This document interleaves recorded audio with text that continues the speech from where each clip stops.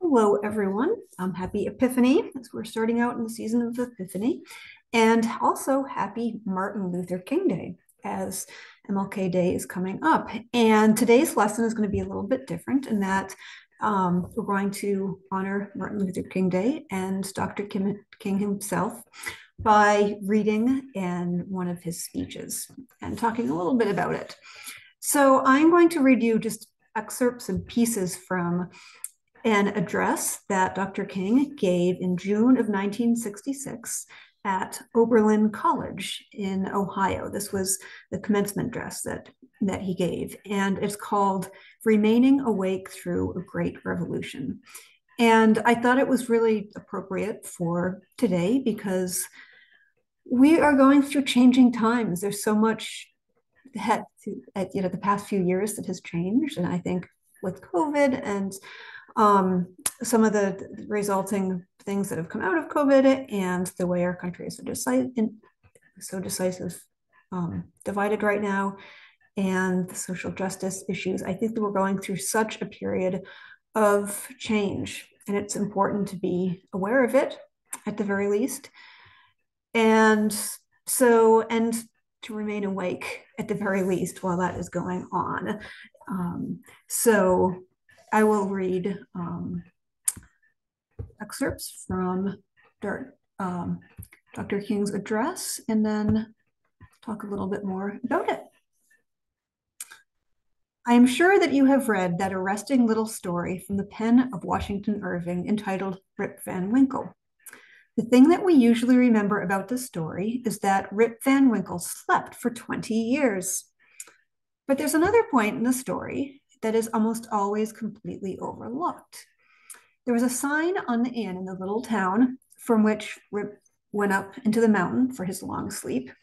And when he went up, that sign had a picture of King George III of England on it. When he came down after sleeping for 20 years, the sign had a picture of George Washington on it, the first president of the United States. When Rip looked up at the picture of George Washington, he was completely lost because he didn't know who he was.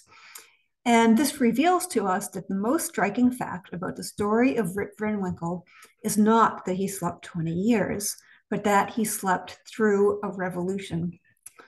While he was peacefully snoring up on the mountain, a great revolution was taking place in the world.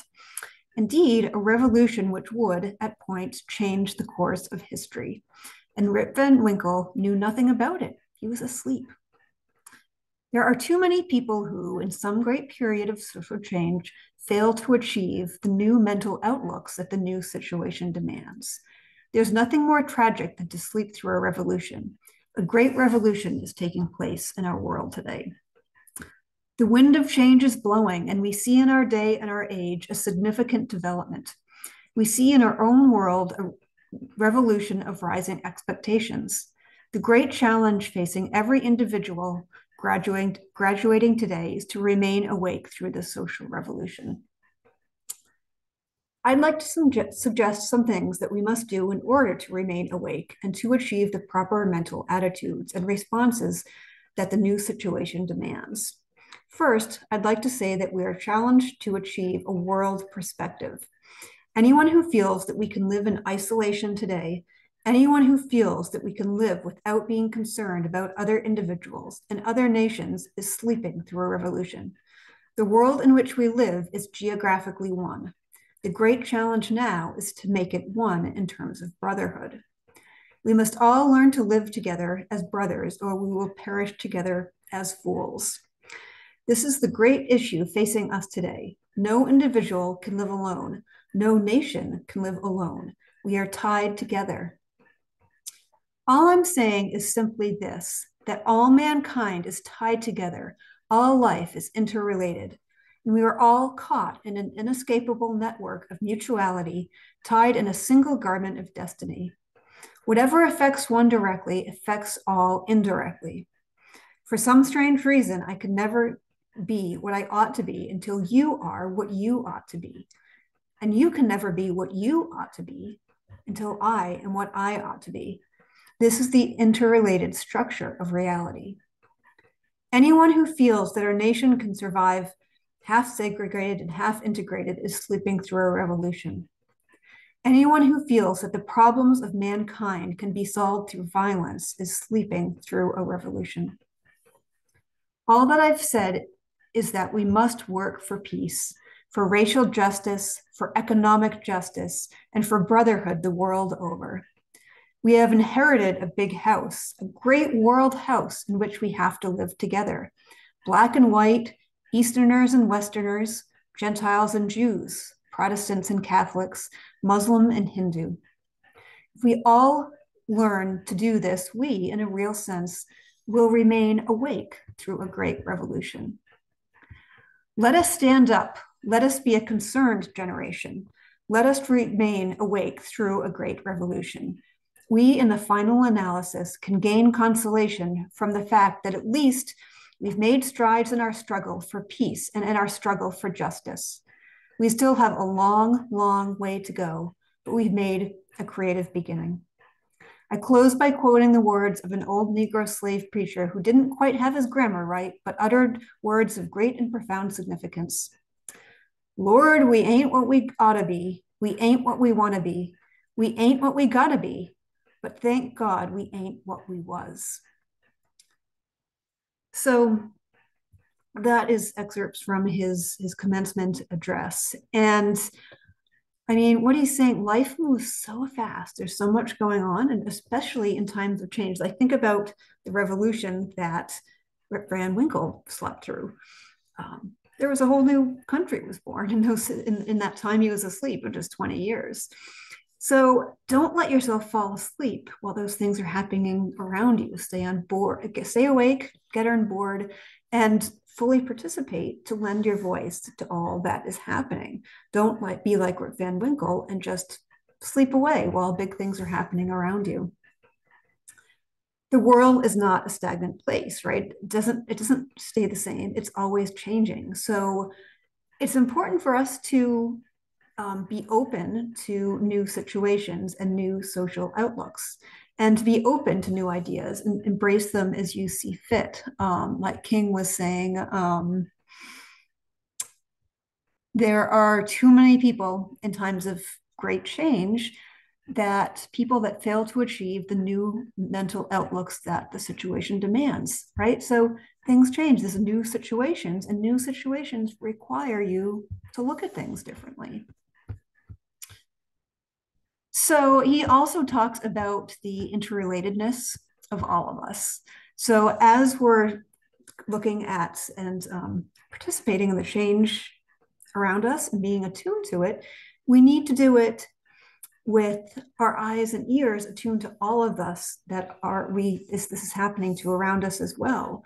And that doesn't mean just those people that within your social circles, but all peoples, all cultures, all animals and environments around the world. So this is that world perspective that King is talking about. He says we don't live in isolation from one another, right? We aren't created that way, that we're all connected. We are all family and friends, and we need to remember this in times of strife and in times of disagreement. Even in this time when it seems we're so divided, which it feels like so much we are right now. And this can weigh heavy on our hearts and be hard to deal with. But think about relationships with your family. I think these are a great example of our larger relationships with other people in the world, because I'm guessing that sometimes you have disagreements with your family members. I know I do in my family. It's part of being a family. Everyone has disagreements sometimes, and it can be hard. But in the end, in most cases, not always, but in most cases, because you're family, you support one another and support one another's needs because you're family, in spite of those disagreements. And so in treating like the whole world like our family, it means acknowledging those disagreements, but supporting everyone regardless. And this is the attitude that we need towards all of those around us, other people, other cultures, other nations around the world. And in my opinion, it's sort of this interconnectedness that, well, represents God.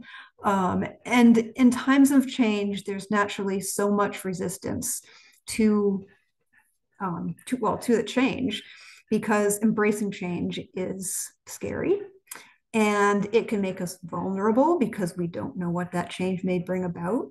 So it's so easy to just curl up into a ball and into the familiar and sleep away while there's change and revolution occurring around us.